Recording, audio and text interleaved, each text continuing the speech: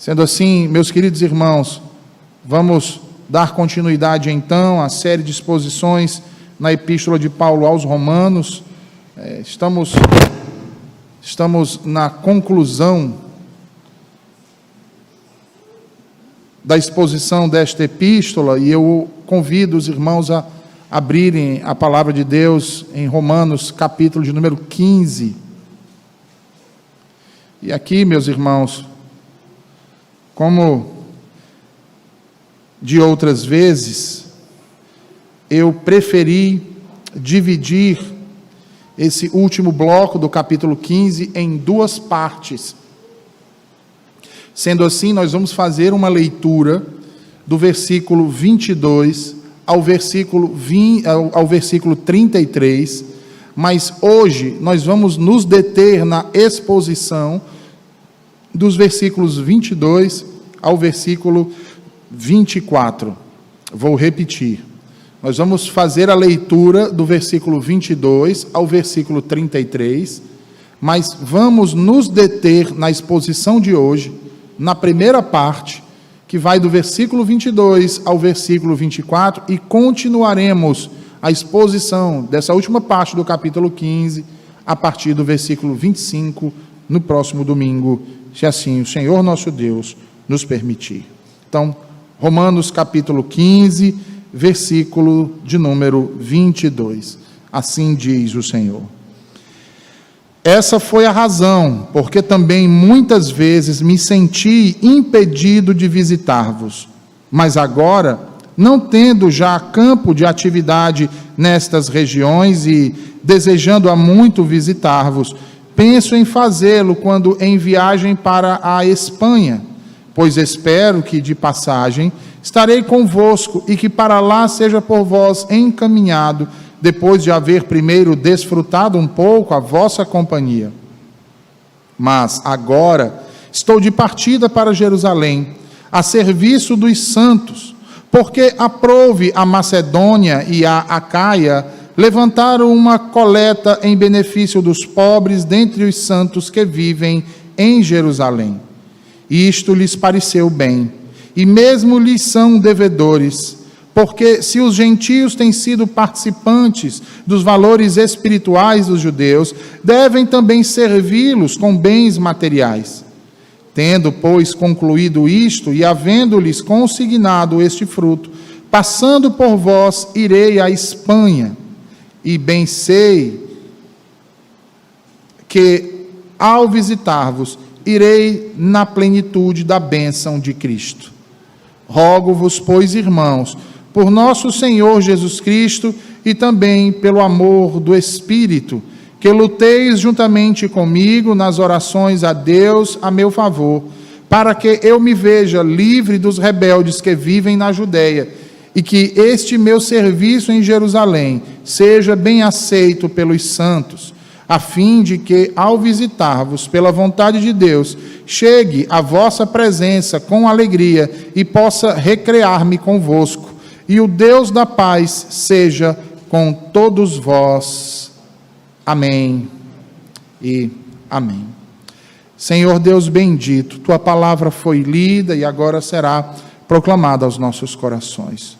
Nos edifica com a tua verdade, Senhor, para o louvor da tua glória, em nome de Jesus é o que te pedimos. Amém e amém. Meus irmãos, concluindo a epístola, Paulo, nestes dois capítulos finais, ele passa então a reafirmar as razões, se você bem lembrar, propostas ainda lá no capítulo 1, de tê-los então escrito esta carta. Na exposição passada, isso ficou muito claro, quando o autor fez questão de reiterar a bondade, o conhecimento e a maturidade espiritual que aqueles irmãos possuíam, confirmando assim a razão porque em todo o mundo era então proclamada a fé deles que estavam ali em Roma. Agora, o apóstolo Paulo passa então a explicar a razão de ainda não ter podido estar com eles. Ele passa então a explicar o seu desejo, a sua esperança que vive e pulsa em seu peito. Esperança essa de ir até eles, passar um tempo com eles, lhes fortalecendo a fé, e isso de maneira mútua, ou seja, não apenas fortalecendo a fé deles, mas tendo a sua fé fortalecida por eles, e assim então poder desfrutar da comunhão daquela igreja e também, irmãos, do apoio daqueles irmãos. E ele faz isso tão somente por tudo aquilo que ele soube e foi demonstrado por eles possuírem. Então, ele espera receber não apenas o abraço fraterno, não apenas o acolhimento, mas também o apoio para o avanço do Evangelho nas localidades onde Cristo ainda não havia sido proclamado. É por isso, então, que ele vai dizer, nos versículos 22 a 24, e que nós passamos a ler novamente agora, que essa foi a razão, porque também, diz Paulo, muitas vezes me senti impedido de visitar-vos, mas agora, não tendo já campo de atividade nessas regiões, e desejando há muito visitar-vos, penso em fazê-lo quando em viagem para a Espanha. Vejam, em alusão ao versículo 21, Paulo declara que foi impedido de visitá-los.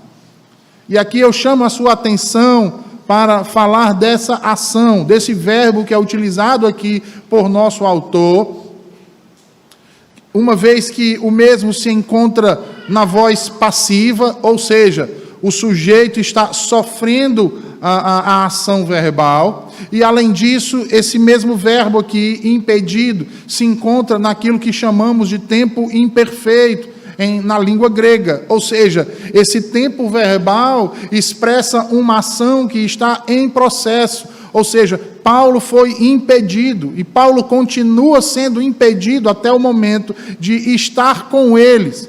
No entanto, essa ação que aconteceu no passado, mas que ainda não foi concluída, segundo o apóstolo Paulo, está bem próxima de chegar ao fim.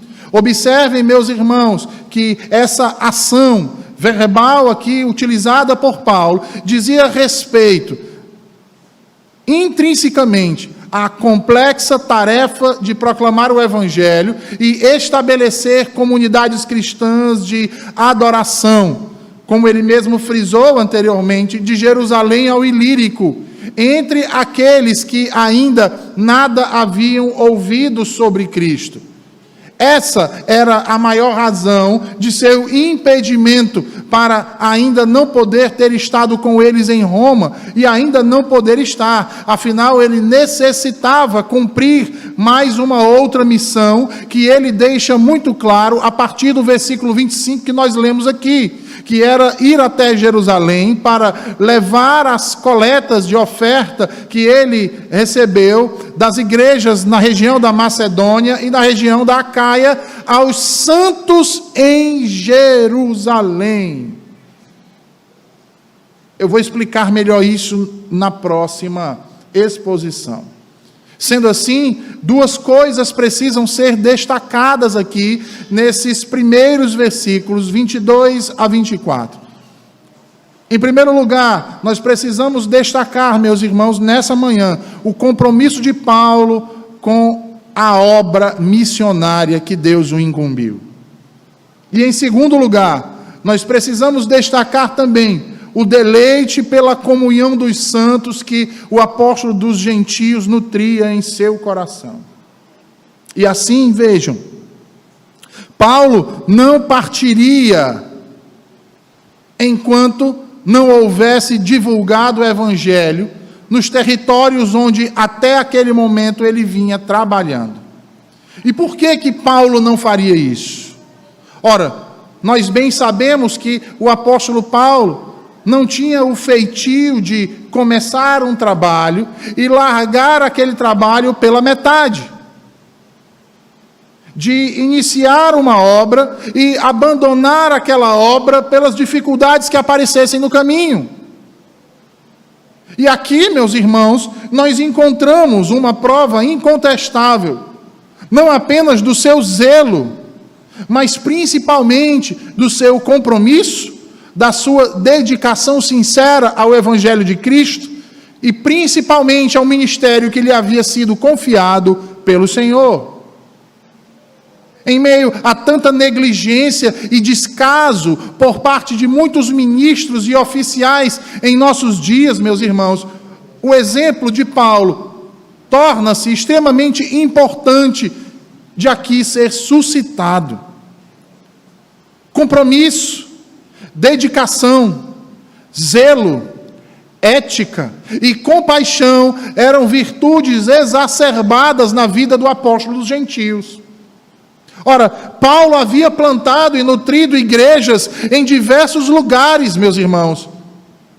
Se vocês tiverem a oportunidade de observarem um mapa, o que significa essa área que abrange de Jerusalém ao Ilírico, os irmãos verão que se trata de uma área com grande extensão territorial. No entanto, agora, Paulo sentia que deveria ir para um território novo e desconhecido, porque a missão naquela região estava chegando ao fim. E a mudança de planos do autor é muito perceptível aqui no texto, quando observamos que ele faz uso da expressão "mas agora", no início do versículo 23, onde nós encontramos aqui uma conjunção contrastiva que revela seus planos presentes para o futuro. Perceba que, a partir dessa manifesta intenção, Paulo passa então a descrever seu futuro itinerário, seu desejo profundo em seu coração e seu objetivo maior, através de duas cláusulas que vão indicar as razões para isto. As razões para que ele faça então uma mudança em sua estratégia e principalmente em sua área geográfica. E a primeira cláusula que nos chama a atenção e eu os convido a observar é: não tendo campo. Meus irmãos, essa expressão no grego antigo podia ser tomada em um sentido tanto negativo quanto em um sentido neutro. Dizia respeito a alguém que poderia não ter lugar em algum lugar por não ser bem-vindo ali, ou porque aquele lugar deixou de ser adequado para que aquela pessoa permanecesse ali. No entanto, é bastante improvável que Paulo estivesse usando essa expressão aqui para dizer que ele esgotou sua obra missionária no leste e que agora a única coisa que lhe havia restado era então ir para o oeste. Não. Paulo não está falando que o objetivo era tratar do resto, como se estivesse desmerecendo. Paulo não está falando que ele terminou ou encerrou a sua obra na região leste, para agora avançar para a região oeste. Mas tão somente o que ele está dizendo, meus irmãos, é que, devido ao chamado que possui em seu coração, ele não pode e não deveria permanecer mais onde ele estava apenas. Veja, o intuito aqui não é de largar uma região por outra, mas é de expandir a região. Porque se fosse apenas largar uma coisa por outra, irmãos, veja, isso dificilmente encorajaria os cristãos de Roma a apoiarem o seu projeto ousado de chegar até a região da Península Ibérica ali, né, a qual ele se refere à Espanha. Observe que, em vez disso, então, o que Paulo quer dizer é que à luz da designação especial de proclamar o Evangelho de Cristo às regiões onde Cristo ainda não havia sido proclamado, as regiões que se estendem de Jerusalém ao Ilírico, mas ampliando ainda mais esse campo.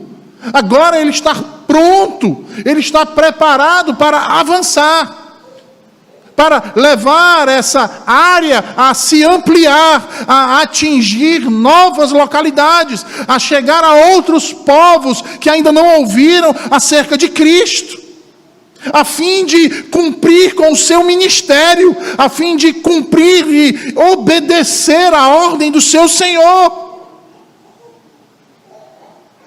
Pregar o Evangelho aos gentios em outras regiões.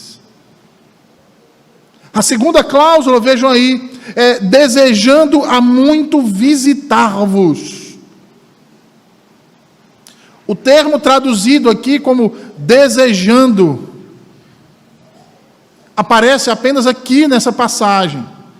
Porém, o seu significado é idêntico ao de uma outra palavra relativamente comum e muito parecida. Nós temos desejando sendo utilizado aqui como epipophian no grego, e nós temos o uso idêntico de uma outra palavra, e relativamente comum e muito parecida, como por exemplo em 2 Coríntios 7, que é epipofesis. Ambos os termos, irmãos, estão intimamente relacionados ao verbo que tem um significado de ansiar, de desejar, de almejar. E é interessante porque Paulo frequentemente usava esse verbo quando queria descrever o seu desejo mais profundo do coração, o desejo da saudade, da vontade de ver ou rever as pessoas com que ele se importava profundamente. Nós vamos ver a utilização dessas palavras quando Paulo escreve aos Filipenses, no capítulo 1, quando ele escreve a primeira epístola aos Tessalonicenses, no capítulo de número 3, quando ele escreve a Timóteo. E ali, meus irmãos, nós percebemos na introdução dessas cartas o profundo amor que Paulo nutria, e ele aqui, utilizando esse mesmo termo, expressa todo o desejo do seu coração em estar mais uma vez unido àqueles irmãos, poder revê-los,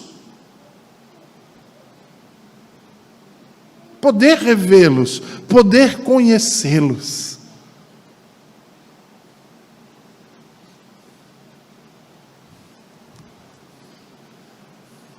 Eu lembro que boa parte desse sentimento, alguns irmãos aqui, mais velhos como eu, devem ter desfrutado.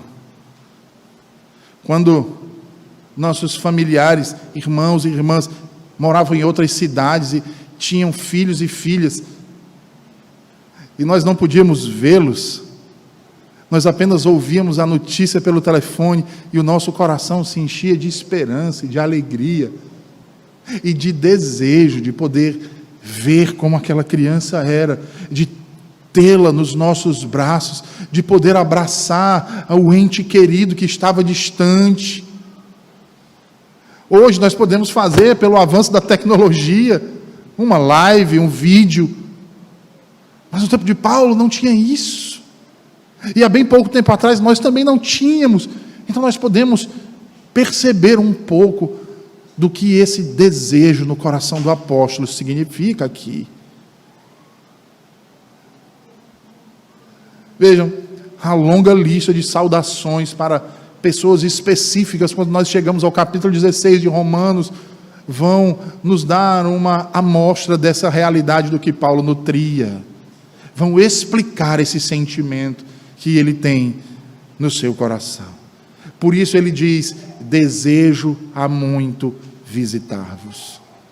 Paulo diz que desejava visitar os crentes em Roma há muitos anos. Ora, o fato de o autor ter conhecido Priscila e Áquila em Corinto, há cerca de 6 anos antes de escrever esta carta explica suas palavras e explica o ardente desejo declarado, por exemplo, lá no capítulo 1 e versículo de número 13, sendo repetido mais uma vez aqui no capítulo de número 15, meus irmãos.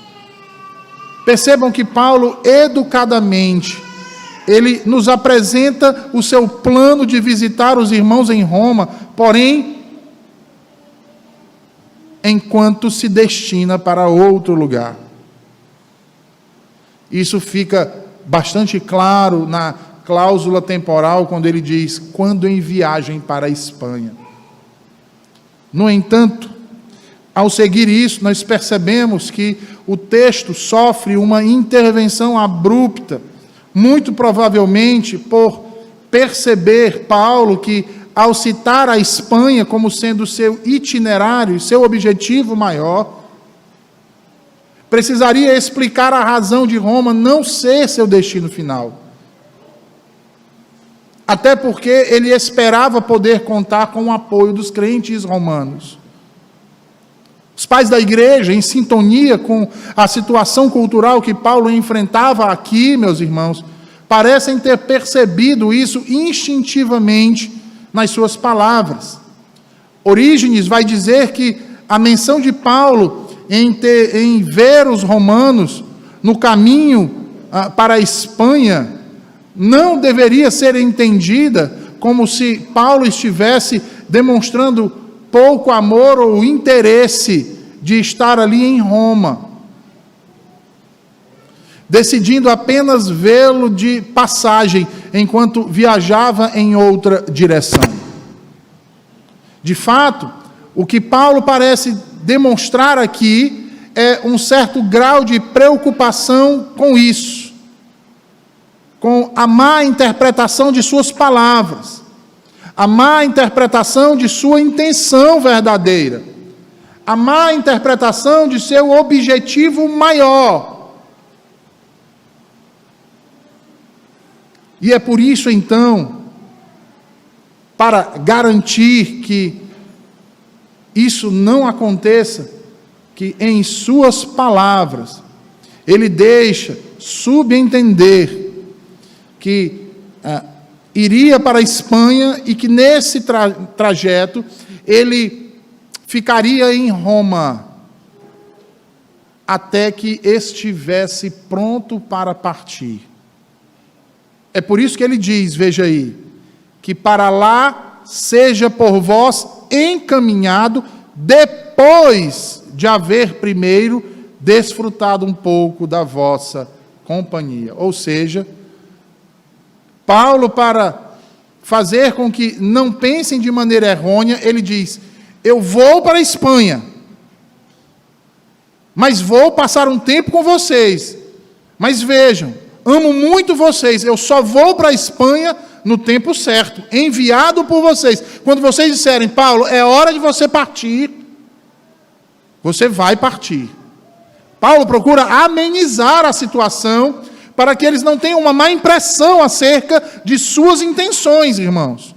Vejam aí, ele coloca a sua duração de estada em Roma, como diz Orígenes, sob o poder deles e ao critério deles.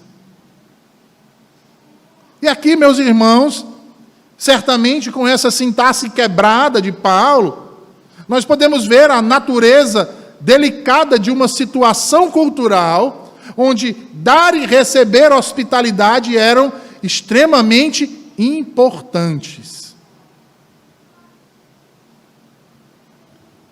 Lembremos que, em versículos anteriores, o próprio Paulo exortou-os à prática da hospitalidade. E aqui, certamente, Paulo não entraria em contradição. No entanto, nós vemos que ele esteve diante de um dilema. Que dilema, reverendo? Paulo não poderia ficar em Roma por muito tempo e ainda assim ser fiel à sua missão.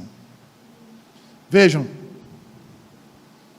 Paulo frequentemente usava a primeira parte do texto de Isaías 49, para servir de uma espécie de estrutura para o significado teológico de sua obra apostólica. E é fácil imaginá-lo interpretando o seu ministério aos gentios, como diz o texto de Isaías, trazendo a luz da salvação de Deus até os confins da terra. Então, Paulo queria ir para a Espanha. Nós não temos a informação se de fato ele chegou lá. Muito provavelmente não chegou. Porque Paulo havia recebido notícias acerca da Península Ibérica, acerca da Espanha, irmãos. A Península Ibérica possuía uma grande população. A Península Ibérica abrigava várias famílias de prestígio, com conexões muito bem estabelecidas, tanto na cidade de Óstia quanto na cidade de Roma. Ali haviam centros urbanos muito conectados com toda a parte do mundo conhecido. Não muito diferente das cidades que Paulo estrategicamente plantou igrejas na região da Acaia, na Macedônia e etc. Um número de outras cidades mais a leste da Península Ibérica, no entanto, tinham tantas conexões com Roma que teriam fornecido um terreno fértil, extremamente importante, à proclamação do Evangelho aos bárbaros, aos citas, como ele menciona lá no capítulo 1. Isso, meus irmãos, porque o próprio povo romano havia estado na região de Tarraco, na costa leste da Espanha, por pelo menos 3 séculos antes de Cristo. Daquela região surgiram importantes líderes romanos, como Sêneca, o jovem Marcial, Quintiliano, todos advindos de cidades espanholas. Sendo assim, Paulo esperava que, depois de uma visita agradável e substancial aos crentes romanos, eles então o enviariam para a Espanha. Observe que essa expressão aqui, enviariam, pode significar qualquer coisa, irmãos. Desde enviá-lo com orações e votos de boa sorte, como enviá-lo equipando-o com companheiros, com comida, com dinheiro, e talvez até mesmo um meio de transporte para fazer essa viagem. Perceba que em um contexto como este, o termo normalmente significa enviar alguém a caminho com segurança e apoio emocional. Segurança e apoio emocional. Ora, quando Paulo usa o termo em outro lugar, ele parece querer dizer algo mais do que simplesmente um envio através de uma despedida calorosa, por exemplo. Ele vai usar esse termo em 1 Coríntios 16, em 2 Coríntios 1, quando ele diz que vai passar um inverno inteiro em Corinto, para preparar os coríntios para mandá-lo para a Judéia, ou enviá-lo para a Judéia. E quando Tito, por exemplo, envia Zenas e Apolo em seu caminho, envolve que nada lhes falte esse enviar, ou ser enviado. O próprio Paulo pode não ter certeza do que os romanos fariam para ajudá-lo em sua viagem para a Espanha. Mas o termo que é utilizado por ele comunica a estes que ele espera pelo menos um apoio sincero, um apoio com uma recepção calorosa, com oração, com dedicação, para que ele se encha de força e coragem para continuar sua jornada na fé. Vejam, o apóstolo Paulo, meus irmãos, ele era muito consciente de todas as atividades que ele tinha que exercer e consciente também do quanto essas atividades requeriam de si mesmo. Do quão isso era desgastante. Do quão isso, muitas vezes na sua vida, foi solitário. Do quanto tudo isso, muitas vezes, lhe trouxe angústias, dores. No entanto, ele também sabia dos frutos desse trabalho, das recompensas valiosas no seu caminho, na sua vida, sendo estas razão para o seu deleite, para o seu prazer. E isso, meus irmãos, fica muito claro no versículo 24, quando ele diz que deseja desfrutar um pouco da companhia deles. Veja, Paulo já conhecia algumas pessoas que formavam essa comunidade que está em Roma. Isso é um fato, irmãos. Ele já havia conhecido pessoalmente. Mas por onde ele passava, ele ouvia falar acerca da comunidade dos crentes que haviam em Roma. E isso gerava uma alta expectativa no coração dele, de poder abraçar esses irmãos, que estavam ali na capital do império, na capital do mundo conhecido, que mesmo sendo perseguidos, que mesmo sendo caluniados, que mesmo sendo chacoalhados, permaneciam firmes. Ele deseja desfrutar um pouco da companhia dele, daqueles irmãos, de todas as classes sociais que haviam em Roma, de escravo a senhores de escravos. Ele deseja estar com eles, ele deseja estar na companhia dos santos, ele deseja comungar com eles. Vejam, irmãos, isso nos mostra a importância que Paulo dava à comunhão dos santos. Essa era uma das grandes razões de alegria, de prazer e de consolo que Paulo recebia da parte de Deus em sua obra missionária. A comunhão, meus irmãos, era algo extremamente importante para esse autor. Tanto que ele enfatiza essa comunhão, essa vida em comum, essa unidade em meio à diversidade, como sendo um testemunho distintivo da vida no Evangelho. Porque, irmãos, vejam, outrora o apóstolo Paulo havia começado a conversar com eles, mostrando a realidade de que judeus e gentios se encontravam separados.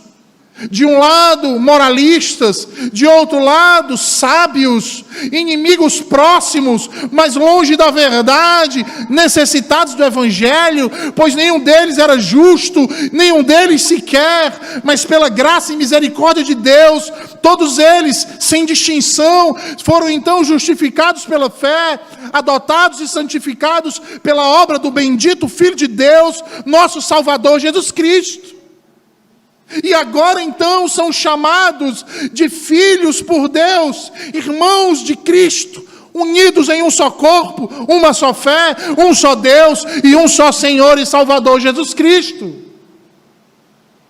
Como diz a nossa confissão de fé, irmãos, no capítulo 26, todos os santos que estão unidos a Jesus Cristo, sua cabeça, por meio do Espírito Santo e da fé, possuem união com Ele por sua graça, sofrimento, morte, ressurreição e glória.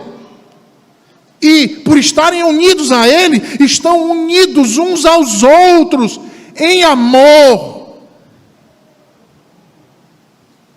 possuindo comunhão com dons e graças, sendo obrigados a praticar os deveres públicos e privados, a fim de contribuírem ao mútuo proveito, tanto do homem interior quanto do homem exterior. Na seção 2, os divines vão dizer: são obrigados a manter uma santa comunhão na adoração a Deus e prestar outros serviços espirituais de mútua edificação, assim como aliviarem-se uns aos outros em coisas externas, de acordo com suas respectivas habilidades e necessidades.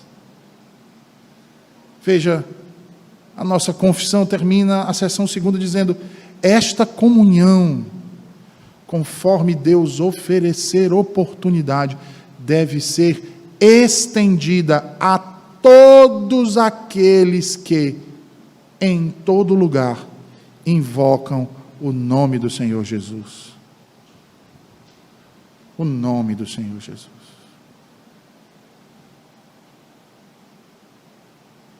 E aqui, meus irmãos, é importante nós chamarmos a atenção para isso. Porque nós vivemos um momento muito difícil em nossa história.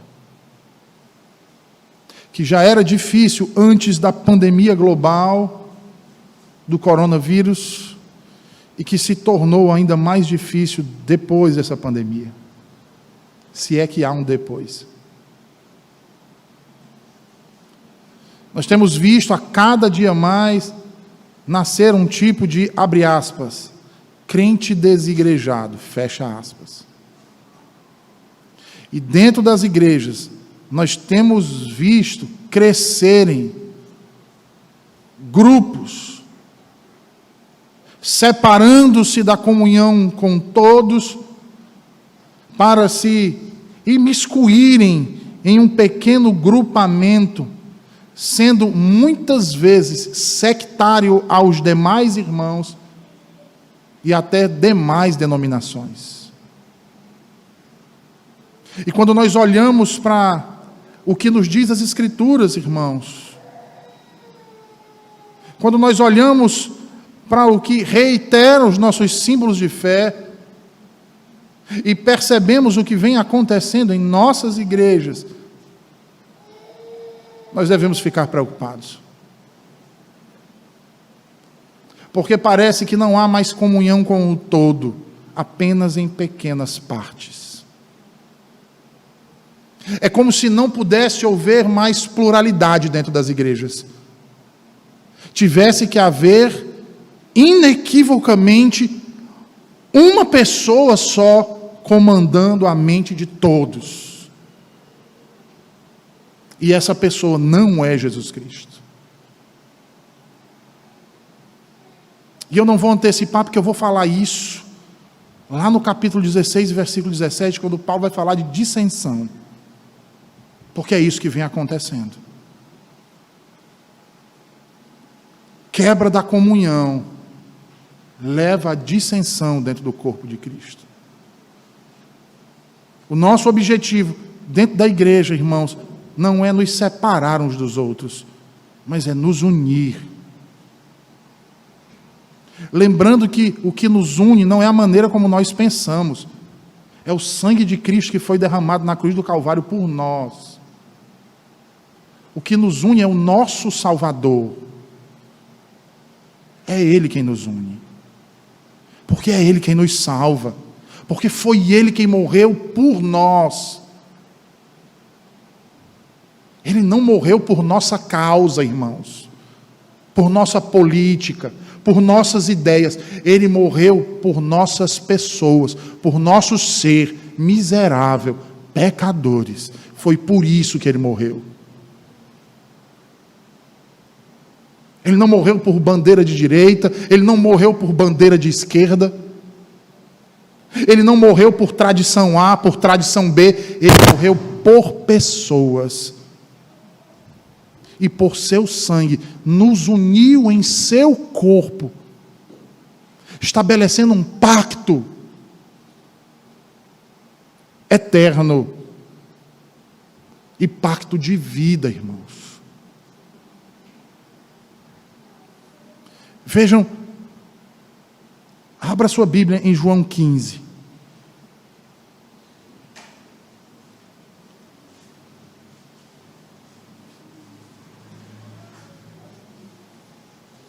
João 15, versículos 1 a 4.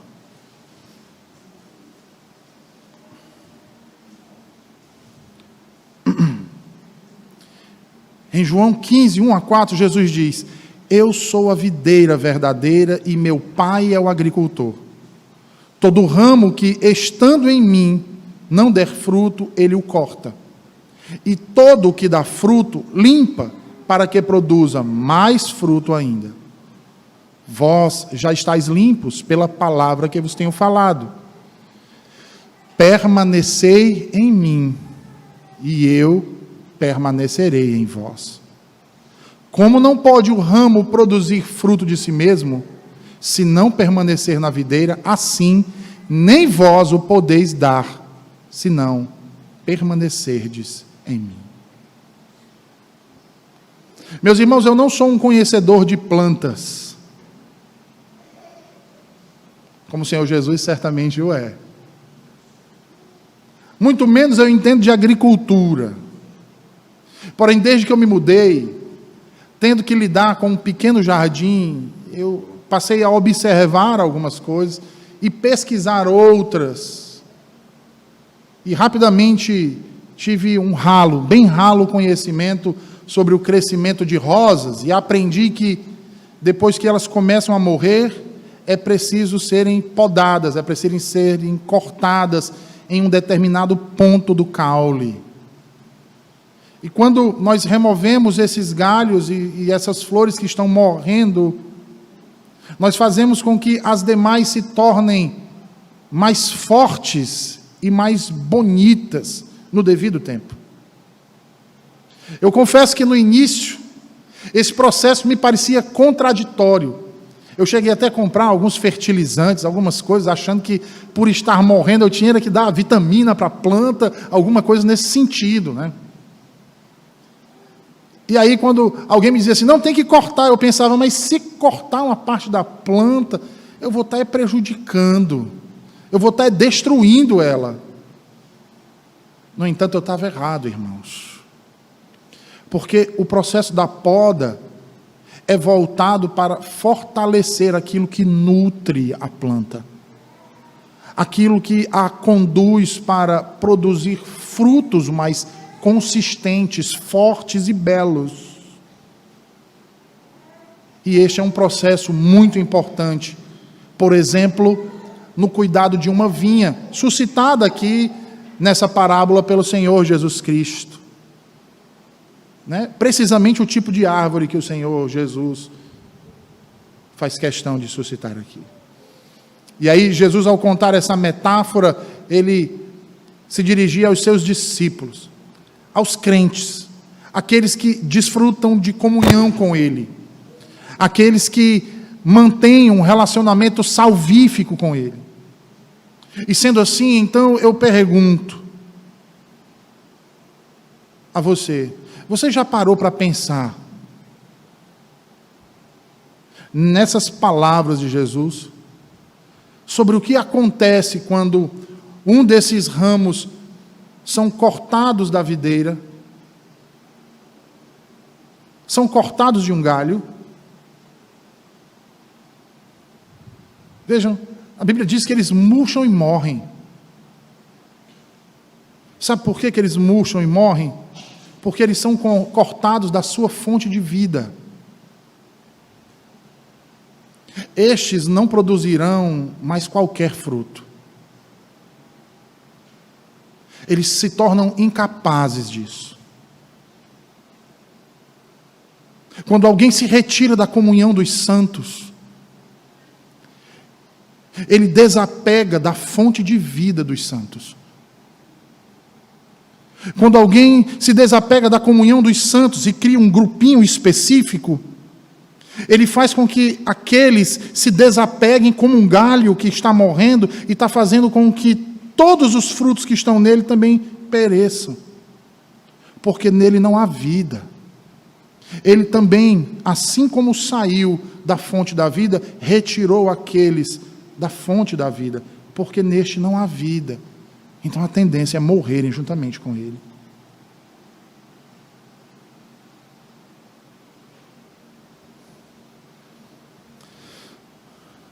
Um certo dia, um determinado pastor foi convidado a ir a um churrasco na casa de um dos membros da igreja. E aí, ao chegar na casa daquele irmão, ele procurou imediatamente. Aquele irmão havia deixado de frequentar as reuniões, os ajuntamentos solenes, e o pastor achou de bom grado aceitar o convite exatamente para pessoalmente exortar aquele irmão. O pastor esperava encorajar aquele homem e fazê-lo se arrepender do seu pecado, para voltar à comunhão dos santos e ao convívio da igreja novamente. E ao chegar até aquele homem, ele o saudou e perguntou: por que você deixou de ir para a igreja? E ele simplesmente disse: não, pastor, eu sou cristão, mas na igreja tem muitas pessoas que eu não gosto. Eu amo a Jesus Cristo, mas ali tem muitas pessoas que não dá para mim conviver. Por isso eu fico em casa com a minha família, e eu estou muito bem com isso, faço meu culto doméstico, e está tudo certo. Posso me sair muito bem sozinho. Eu não preciso dos infiéis. Sabe, pastor, eu sempre fui uma pessoa independente. Eu não sou muito ligado a esse negócio de coletivo, não. Deus me fez assim. Sendo bem sincero com o Senhor, eu não sinto necessidade de comunhão com outras pessoas, só com a minha família. Eu não preciso de outros me estimulando em meu caminhar com o Senhor, pastor. E isso inclui até o Senhor mesmo. O ministro, então, ouviu a explicação daquele homem, e aí ficou meditando naquilo que ele havia dito, e quando aquele homem se aproximou da churrasqueira, ele foi até ele. E aí ele olhou para o carvão ali, na churrasqueira, aceso, incandescente, e pegou uma pinça, tirou um pedaço de carvão e o colocou de lado na mesa. E o dono da casa olhou e disse: o que é isso, pastor? Ele diz: a nossa conversa não terminou. Eu ouvi você, agora eu quero que você me escute.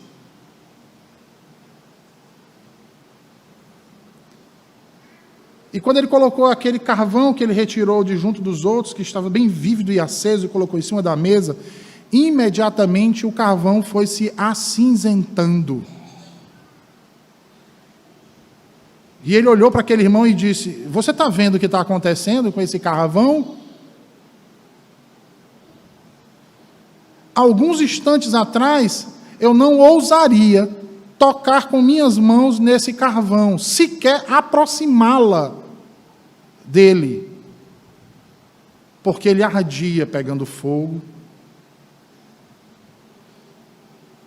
Tanto que eu tive que usar essa pinça. Mas, note, quando eu tirei ele de junto dos outros, olha o que aconteceu com ele. Ele não apenas parou de queimar, ele perdeu a cor.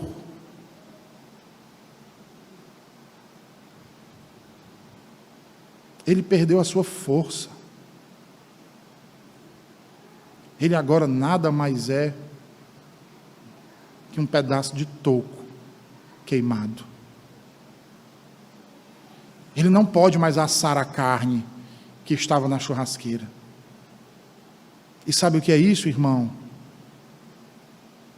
É o que acontecerá com você. É o que acontece com todo aquele que se separa do corpo de Cristo. de todo aquele que acha que não necessita da igreja de Cristo. Daquele que acha que não precisa comungar com a igreja de Jesus Cristo. Que não precisa estar na congregação do povo de Deus. Nós crentes, irmãos, não somos individualistas. O Senhor Jesus não nos chamou para vivermos isolados uns dos outros. Se esfriamos quando somos removidos do convívio com outros crentes, não veremos de murchar se nos separarmos da verdadeira fonte de vida e poder, que é o próprio Senhor Jesus Cristo?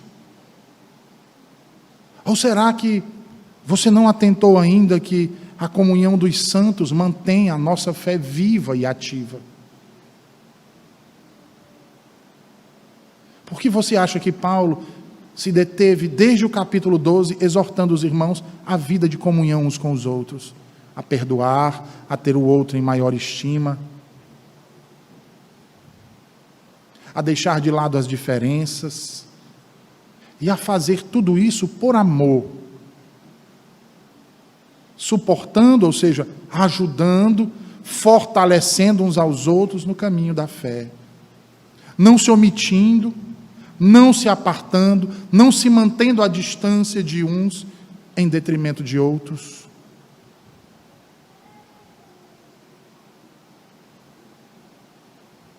O autor aos Hebreus vai dizer, capítulo 10, versículo 24, consideremo-nos também uns aos outros, para que possamos nos estimular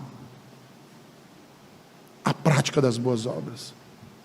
Isso é ter comunhão, meus irmãos. E diante disso eu pergunto a você, você tem se preocupado com isso? Você tem tido prazer em conviver com os membros de sua igreja? Você sente prazer na comunhão dos santos? Você confia no amor de seus irmãos, assim como espera que eles confiem no seu amor por eles?